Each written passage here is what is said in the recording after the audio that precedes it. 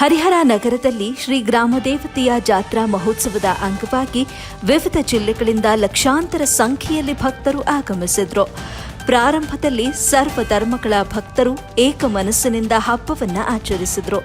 ಜಾತ್ರಾ ಮಹೋತ್ಸವದಲ್ಲಿ ಬಣ್ಣ ಬಣ್ಣದ ಸಿಡಿಮದ್ದುಗಳನ್ನು ಸಿಡಿಸಲಾಯಿತು.